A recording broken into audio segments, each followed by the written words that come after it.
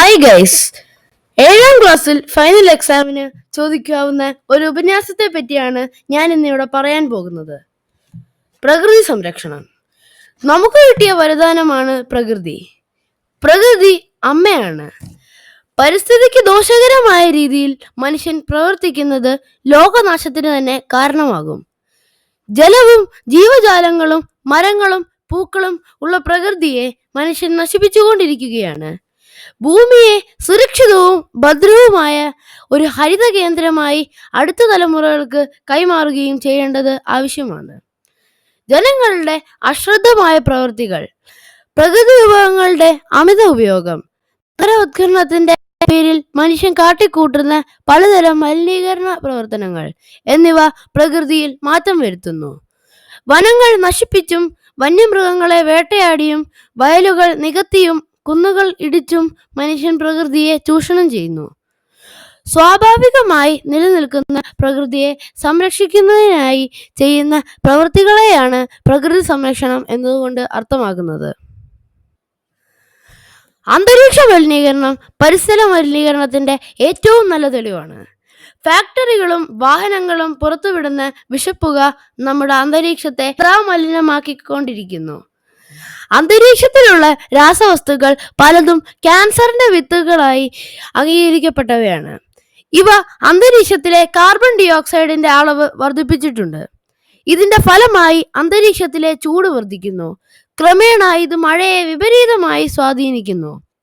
Air കണ്ടീഷണറുകളും റെഫ്രിജറേറ്ററുകളും ഉൽപ്പാദിപ്പിക്കുന്ന chlorofluoro carbon എന്ന രാസവസ്തു ഓസോൺ പടലത്തിൽ സുഷിരങ്ങൾ സൃഷ്ടിക്കുന്നുണ്ട്. നമുക്ക് വേണ്ട ആഹാര പദാർത്ഥങ്ങൾ ലഭിക്കുന്നത് പ്രകൃതിയിൽ നിന്നാണ്.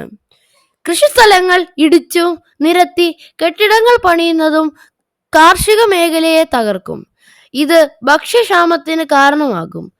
ഔഷധ മൂല്യം അറിയാതെ സസ്യങ്ങൾ വെട്ടി നശിപ്പിക്കുന്നത് കൊണ്ട് പ്രകൃതിയിലെ നമുക്ക് പ്രയോജനപ്രദമായ ദിവ്യ ഔഷധങ്ങളെയാണ് ഇല്ലാതെയാക്കുന്നത്. ജീവൻ നിലനിർത്തുന്നതിന് വായു എന്നതുപോലെ ആവശ്യമുള്ളതാണ് വെള്ളം. ജനങ്ങൾ അറിഞ്ഞോ അറിയാതെയോ ചെയ്യുന്ന പ്രവൃത്തികൾ കൊണ്ട് ജലം മലിനമാകുന്നത്.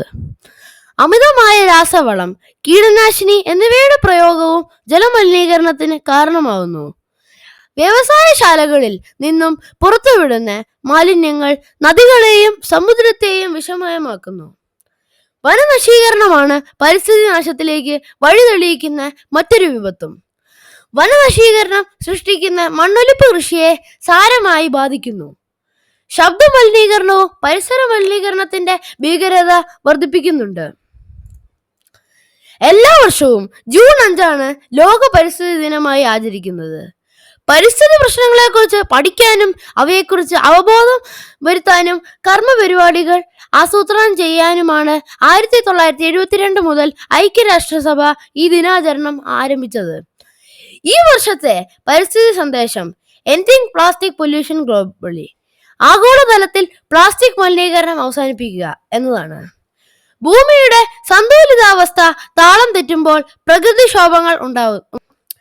ഇതിൽ നിന്നും മോചനം ഉണ്ടാവണമെങ്കിൽ നാം പ്രകൃതിയെ സംരക്ഷിച്ചേ മതിയാവൂ. നമ്മുടെ ജീവിതകാലത്തിൽ ഒരു മരമെങ്കിലും നാം വെച്ചുപിടിപ്പിക്കണം. നമ്മുടെ പരിസ്ഥിതിയും പ്രകൃതി വിഭവങ്ങളും വരും തലമുറയ്ക്ക് കൂടി അവകാശപ്പെട്ടതാണെന്ന് നാം മനസ്സിലാക്കണം. വരൂ, നമുക്ക് പ്രകൃതിയെ സംരക്ഷിക്കാം. നന്ദി.